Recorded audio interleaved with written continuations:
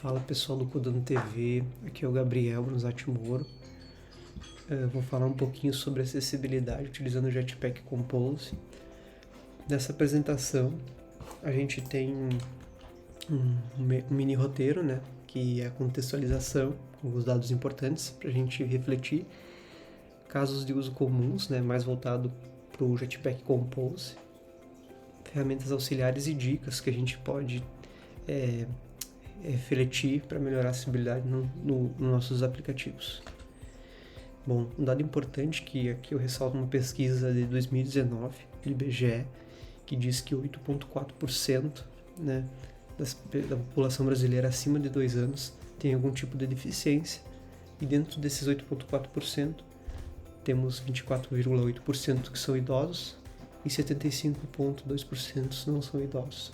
Então tu vê um número, né, grande de pessoas que não são idosas. Às vezes a gente acha só pessoas idosas, ou às vezes a gente acha que é menos essa porcentagem. Então é uma porcentagem bem significativa, visto que a população brasileira a gente vive num país muito grande. Só que essa porcentagem ela pode variar, ela pode aumentar de acordo com o público-alvo do teu aplicativo.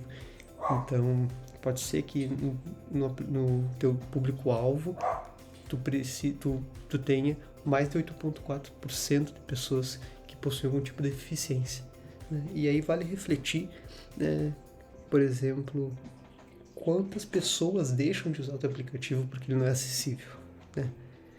E o que torna esse teu aplicativo, quais são os pontos, né, que não são acessíveis, que precisam ser melhorados, né, na questão da acessibilidade.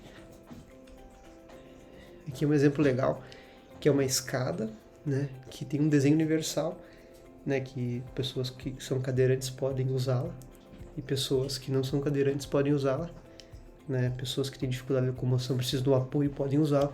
É a mesma escada, e essa é a ideia, é tu ter o mesmo produto que possa ser utilizado por diferentes tipos de pessoas, e que as pessoas, além das pessoas que têm algum problema, alguma dificuldade, possam utilizá-la, as outras pessoas que não têm podem se beneficiar de alguma forma, né?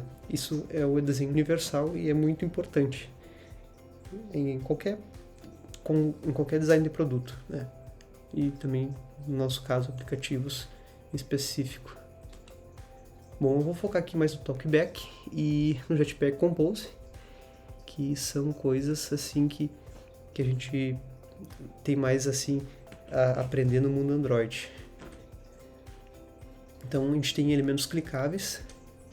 Aqui tem uma ilustração do Homer Simpson, que ele tem os dedos gordinhos, e ele diz, mas é tudo tão pequeno, né?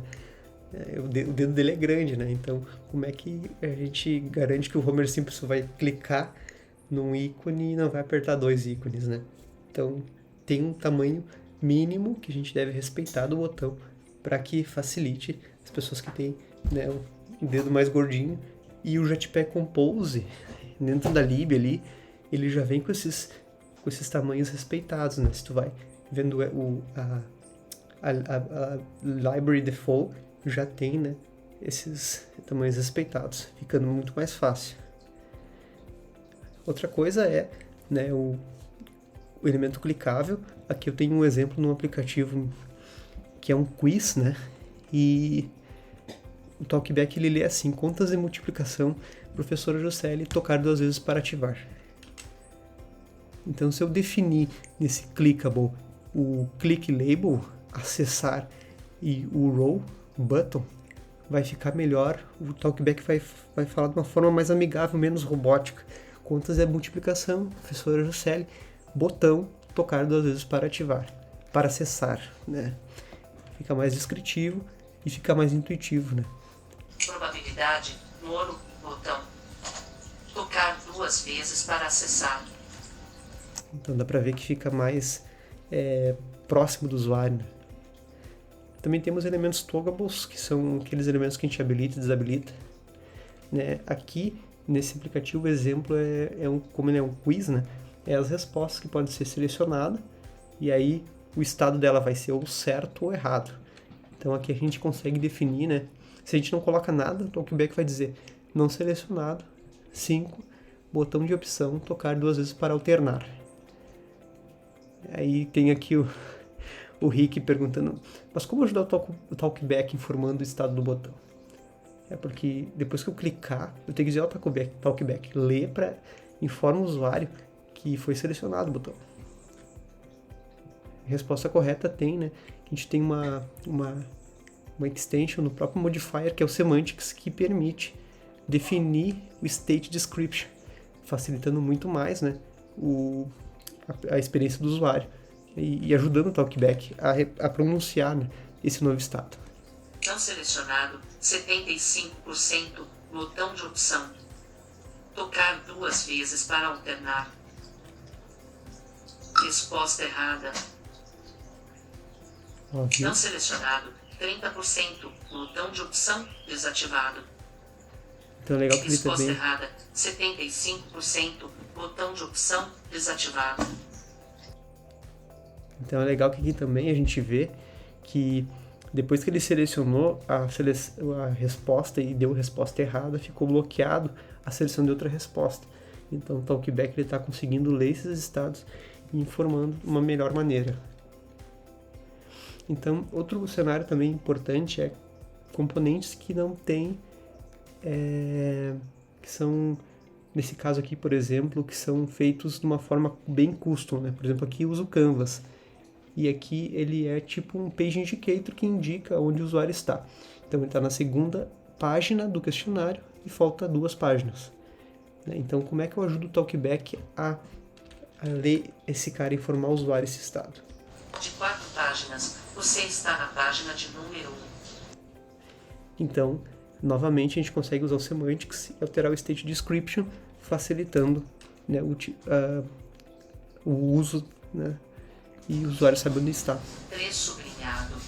2. Pode ser considerado 50% em probabilidade. Aqui é um caso bem interessante, porque o servidor manda 1 e 3 sublinhados, e o 2, né, em vez de 1 meio. O Talkback ele não sabe, né? Ele vai ler 1, 3 sublinhado, 2, pode ser considerado 50% de probabilidade. Então o usuário já é prejudicado, porque o servidor manda o texto em formato, o app tem uma lógica de exibição, né? E aí não informa ele como é que deve ser exibido. 1 sobre 2 pode ser considerado 50% em probabilidade.